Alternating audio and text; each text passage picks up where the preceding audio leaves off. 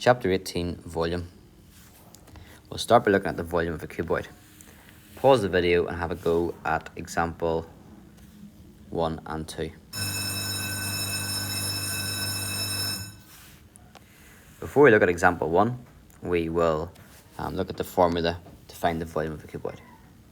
To find the volume of a cuboid, we multiply the three dimensions together: the length, the width, and the height. You can call them whatever you want, but as long as you're multiplying the three different dimensions. Multiplying two dimensions will give you the area of that base, and then multiplying by the height makes that into a volume.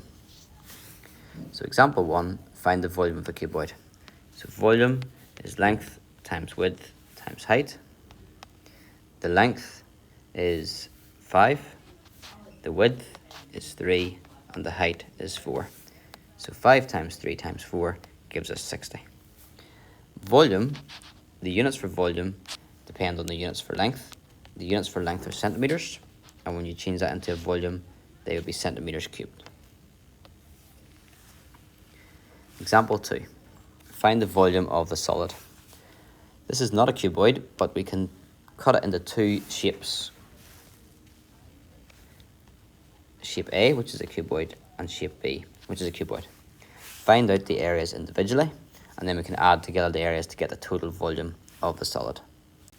So the volume of A, the length, let's say the length here is 4.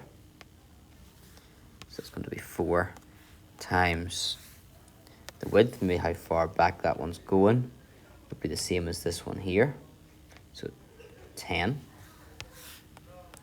And then the height is 7. You could look at that differently. You could think the area of that front is 4 times 7, and then multiply it by how far back it's going, which is 10. But it'd still be the same three dimensions multiplied together, just in a different order.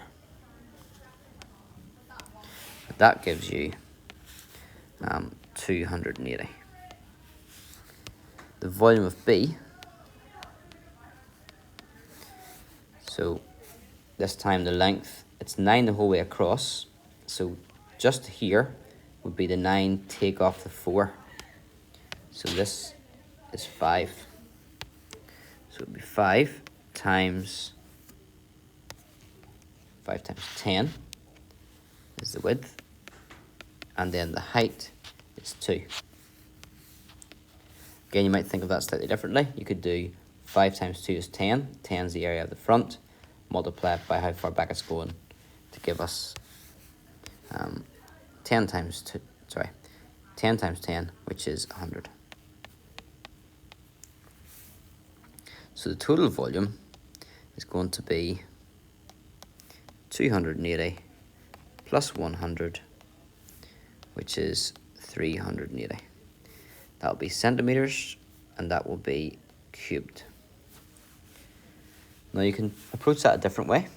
We could work out the area of the whole front, and then use the volume of a prism, which we will come on to later on actually, but I'll just introduce it now. So we can find the area of A. So the area of A would be 7 times 4, which is 28.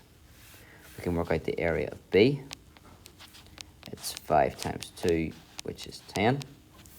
So the total area of that frontal part, which is called the cross section, would be 28 plus 10, which is 38.